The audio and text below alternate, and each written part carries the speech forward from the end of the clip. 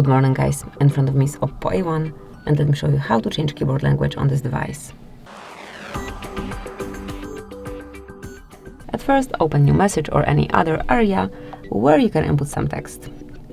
Once you see the keyboard, so once you're in this panel, all you have to do is to click on Settings, go to Languages, tap on plus icon and select the language that you want to apply. So you can either scroll all the way down or you can use search area and then enter the language that you want to use here.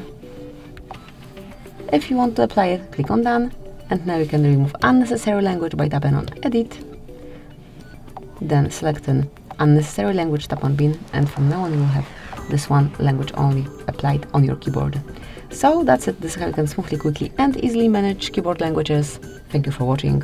Please subscribe our channel and leave the thumbs up.